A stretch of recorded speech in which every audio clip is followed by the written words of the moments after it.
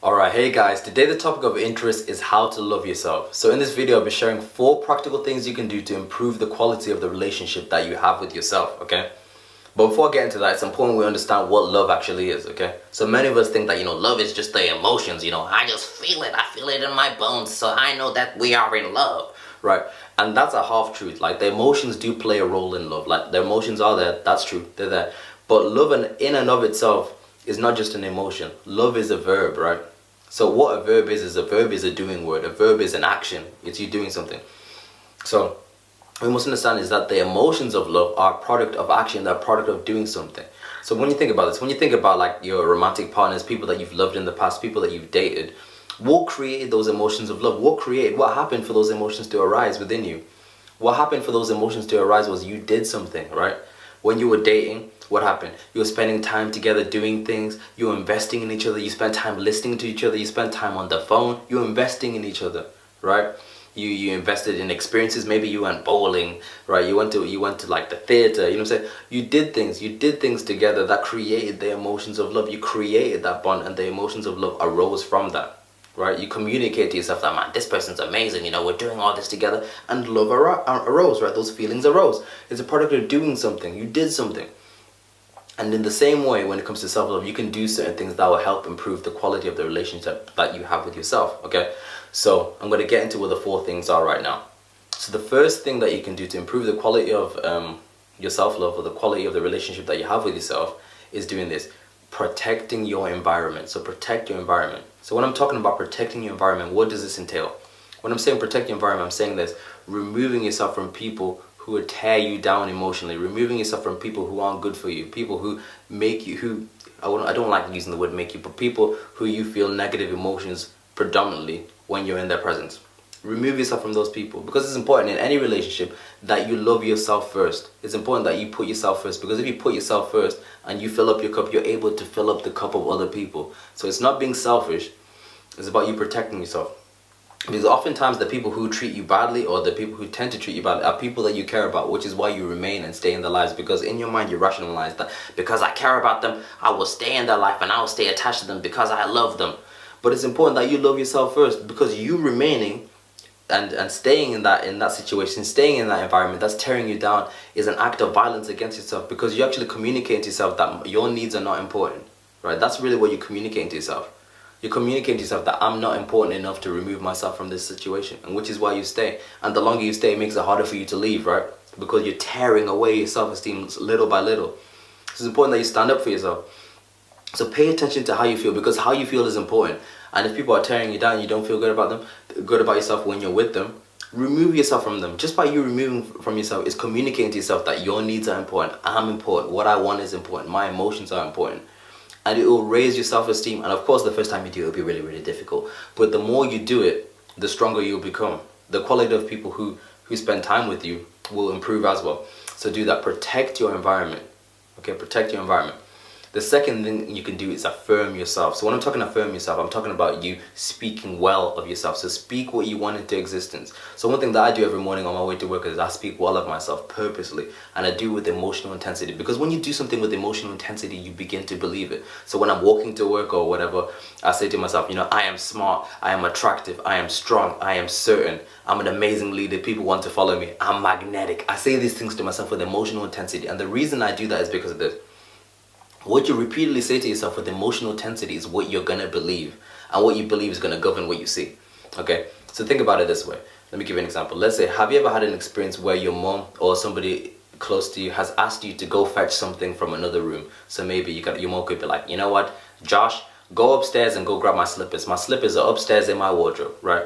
Your mom sends you to go get the slippers. But on your way, when you're walking up the stairs, you're like, I don't know where your slippers are, Mom. I don't know. They're not upstairs. I haven't seen them. And your mom's like, no, no, no. The slippers are upstairs in my wardrobe. So when you're walking up the stairs to go find the slippers, you're busy muttering to yourself, I don't know where the slippers are. This is ridiculous. The slippers aren't even there. I don't know where the slippers are. I won't be able to find them. You walk into the room, and then you genuinely look. You're like, you get to the wardrobe, you look for the slippers, you're trying to find the slippers, but you can't find them. So you yell down to your mom, the slippers aren't there, Mom. I've looked for the slippers, but I can't find them. They're not there. But your mom's like, yes, they are.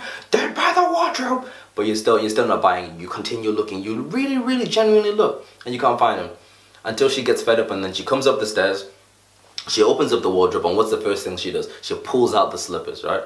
Why was it that she was able to pull out the slippers immediately, and even though you genuinely looked, you couldn't find the slippers?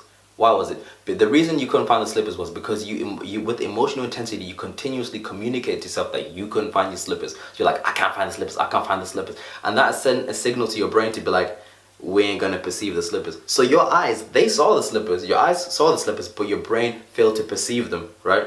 Because what you repeatedly say to yourself with emotional intensity is what's going to become real for you. Your beliefs govern what you see, literally. So in psychology, they call that a scotoma, right? Just what you repeatedly do is what you're gonna see. So if you repeat to yourself positive things, that I am strong, I am certain, I am attractive, I am, all these positive things, you begin to see more of these things within yourself. And because you see more of these things within yourself, you cultivate the behavior of the things that you're saying to yourself, if that makes sense, right?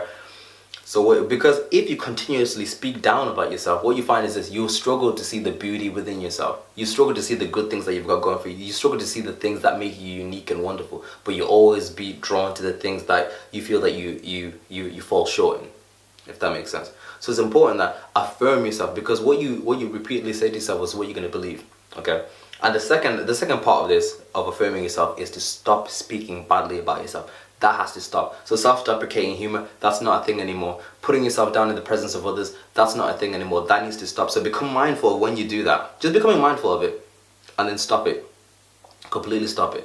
Because there's a statistic or something, or some quote where it said this: for every negative thing that somebody says to you, it takes approximately 5 to 8 positive things to neutralize the negative comment. Such is the power of negative words. They tend to stick with people more than the positive. Okay.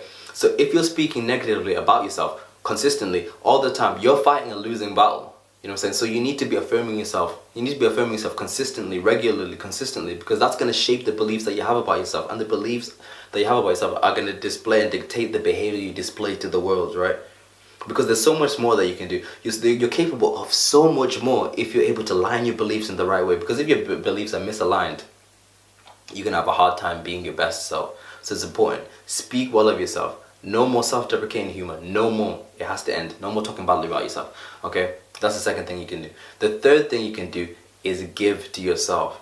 So give to yourself. So what does this entail? So like every week for an hour at least, what I want you guys to do is do something for you. Do something for you by yourself. Do something for you that makes you happy. Something that adds to you. Something that makes you happy. Do it. Because the thing is this, right? Like a lot of us struggle to give to ourselves. We tend to give to loads of other people, but we never really do something for ourselves. But the thing is this: when you give to yourself, when you do something for yourself, you fill up your cup, right? And it spills over into the other relationships that you have with other people, because you're filling your cup up so much, right? It's easier to give to other people. And one aspect of love is being able to receive, right? So of course we'd like to give to other people, but we need to receive from other people too. And you need to give to yourself too. You need to allow yourself to receive. Allow yourself to receive good things. So give to yourself. So one thing that I do that for me makes me happy is I like going to watch movies. Sometimes I'll go watch a movie by myself. I'll go to the cinema by myself and I have a day to myself. You know what I'm saying? I treat myself and I go on a date and I have a good time with myself, right? Because it fills up my cup, and then I'm able to treat my family much better, treat my sister much better, because I'm full and I'm happy. And it also does, what this also does is it trains you to believe that you are worthy to receive. It trains you that you're worthy to have nice things as well. It's important that you get the balance. Okay, many of us topple off the balance. Many of us give more than we get for ourselves. So give to yourself.